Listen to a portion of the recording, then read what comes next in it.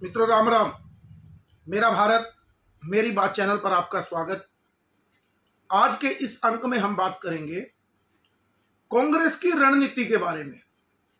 जो कांग्रेस लोकसभा 2024 में 99 सीट लेकर बहुत ज्यादा मजबूत दिखने का प्रयास कर रही थी, क्या वो कांग्रेस हरियाणा के चुनाव के बाद थकी थकी नजर आ रही है? और उसका जो मनोबल है वो टूट गया है, क्योंकि राहुल गांधी कहते थे कि मैंने नरेंद्र मोदी का मनोबल तोड़ दिया है। लेकिन इस हरियाणा की चुनावी हार के बाद लगता है कि कांग्रेस का मनोबल तो टूटा ही है और वो इस समय थकी हारी लग रही है। उसके पीछे कारण आपको तथ्य के साथ हम चर्चा करते ही हैं। अब आप बात करेंगे कि क्यों थकी हारी नजर आ रही है। पहले तो महाराष्ट्र में आप देखिए 288 सीटों पर चुनाव है। लोकसभा में 30 सीट महाविकास आघाड़ी ने जीती, उसमें सबसे ज्यादा 17 सीट से लड़ने के साथ साथ 13 सीटों पर कांग्रेस जीत गई थी और सबसे बड़ी पार्टी महाराष्ट्र में उभरी थी। लेकिन इस चुनाव में कांग्रेस ने अभी तक सीट शेयरिंग महाविकास आघाड़ी की नहीं हो रही, और हुई है तो अभी 85-85-85 शरद पवार, कांग्रेस और उद्धव ठाकरे, ये तीनों ने मिलकर 255 सीटों पर अभी इनका गठबंधन हुआ है और 85-85 सीटें सबको मिली है। उसके बाद अब रह गई 33 सीट बाकी, क्योंकि 288 सीट है तो उसमें से 33 सीट है, उसमें से 18 सीटें उनके पास जाएंगी उनके साथियों के साथ जो छोटे छोटे दल हैं। बाकी रह गई 15 सीट। अब 15 सीट का मतलब ये तीनों में बंटनी हो सकता है, शरद पवार को इसमें 1-2 मिले या ना भी मिले, तो इन दो में तो कम से कम ये बटेगी। यानी कोई भी पार्टी महाराष्ट्र में 100 सीट नहीं लड़ेगी, क्योंकि 15 सीट टोटल है और 85-85 में इनका बंटवारा है। चलो मैं बात महाराष्ट्र की तो छोड़ो, विषय है जो कांग्रेस हारी थकी नजर आ रही है वो है उत्तर प्रदेश में होने वाले उपचुनाव। आपको पता ही है उत्तर प्रदेश में 10 सीटों पर उपचुनाव होने थे, जिसमें से एक मिल्कीपुर जो अयोध्या में पड़ती है उस पर चुनाव नहीं हो रहा, और 9 सीटों पर चुनाव हो रहा है, क्योंकि 10 में से जो 9 एमएलए थे वो सांसद हो गए हैं, और एक सीसा माऊ की जो सीट है उसमें इरफान सोलंकी को सजा हुई है 7 साल की, और उनको अपनी सीट छोड़ी और इस बार उनकी पत्नी समाजवादी पार्टी की टिकट पर चुनाव लड़ रही है। सीसा माऊ की सीट है वो, उसके बाद कुंद्रक्की है, करल है, कटेरी है, खैर है, गाजियाबाद है, मंझवा है, मीरापुर है। इस तरह से 9 सीटों पर चुनाव होना है, और कांग्रेस 5 सीटें वहां उत्तर प्रदेश में मांग रही थी। लेकिन राहुल गांधी ने प्रयास भी किया, लेकिन अखिलेश यादव ने तय कर लिया कि हम कांग्रेस को 2 सीट देंगे। कांग्रेस ज्यादा की मांग कर रही थी, उनके प्रदेशाध्यक्ष अजय राय ने कुछ कहा भी, लेकिन कांग्रेस ने अखिलेश यादव ने बिना बातचीत के 9 में से 6 सीटों पर उम्मीदवार घोषित कर दिए। मिल्कीपुर में उन्होंने पहले ही अवधेश प्रसाद के बेटे को तय कर दिया था। बाकी 3 सीट रह गई थी, उस पर अभी उम्मीदवार नहीं थी। उसमें उन्होंने कहा कि 2 सीट गाजियाबाद और खैर जो है वो अलीगढ़ में पड़ती है, और गाजियाबाद दिल्ली के पास जो सीट है, ये दोनों भाजपा का मजबूत गढ़ है, यानी कि भाजपा यहां मजबूत स्थिति में है, और कांग्रेस की यहां पर जमानतें जब्त होती आई हैं।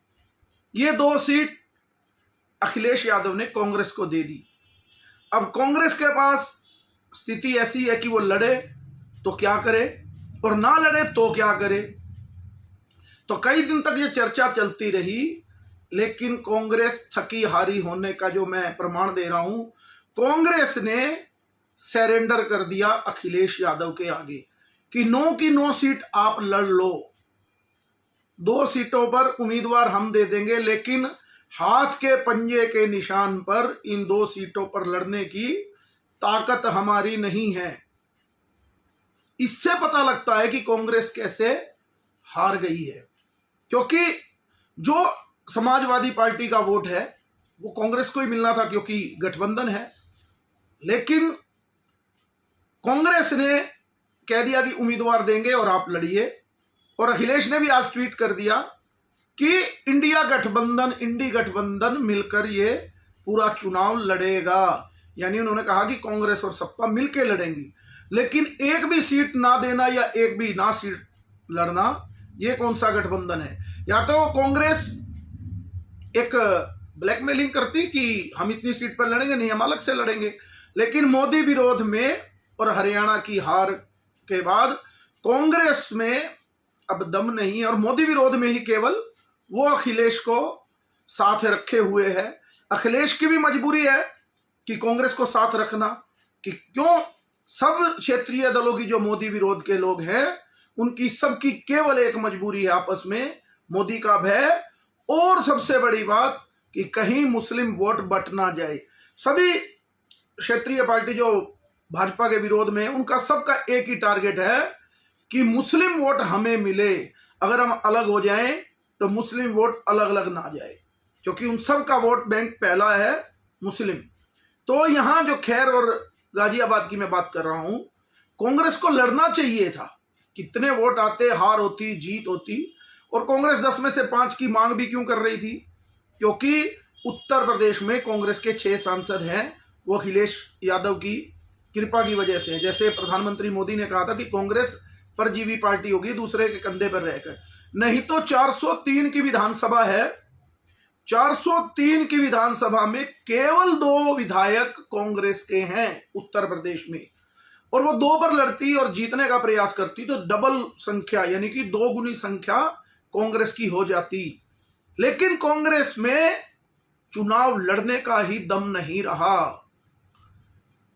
कि हम कम से कम विपक्ष में रहते वोट कितनी आती। लेकिन कांग्रेस मुझे लगता है हरियाणा की हार से उबर ही नहीं पा रही, और वो गठबंधन में रहकर 2 सीटें जो उनको मिली, अब उन्होंने बहाना किया कि सम्मानजनक स्थिति नहीं है, टिकटें नहीं मिली। अगर आपकी सम्मानजनक सीटें नहीं है तो आप उस गठबंधन से बाहर आ जाइए। लेकिन 9 पे अब चुनाव है, 10वीं मिल्कीपुर, वहां तो सपा लड़ेगी लड़ेगी। तो कहने का अभिप्राय 10 की 10 सीटों पर कांग्रेस का कोई वजूद नहीं रहा। पूरे उपचुनाव में उत्तर प्रदेश में कांग्रेस ने खाली हाथ छोड़ दिया। उनके पुराने नेता हैं, संत भी हैं, वो उन्होंने कहा, जो कल्की के वहां पीठाधीश्वर हैं, उन्होंने कहा कि कांग्रेस को अब अपना निशान और वोट बैंक जो थोड़ा बहुत है ये भी सपा को गिरवी रख देना चाहिए, और रख ही दिया गया है गिरवी। तो मुझे लगता है कि कांग्रेस की जो स्थिति अब धीरे धीरे, क्योंकि महाराष्ट्र और झारखंड के चुनाव अगर कांग्रेस हारी तो उसके बाद तो कांग्रेस का मनोबल पूरी तरह से, जो Rahul Gandhi T shirt man बने थे, लगता है उनकी वो हालत अब पूरी तरह से बिगड़ने की ओर होगी, क्योंकि यूपी के उपचुनाव तो स्पष्ट बता रहे हैं कि कांग्रेस पूरी तरह थकी हुई और डरी हुई लग रही है। आज के अंक में इतना ही। मेरे इस चैनल को लाइक कीजिए, सब्सक्राइब कीजिए और शेयर जरूर कीजिए। भारत माता की जय। वंदे मातरम। जय श्री राम।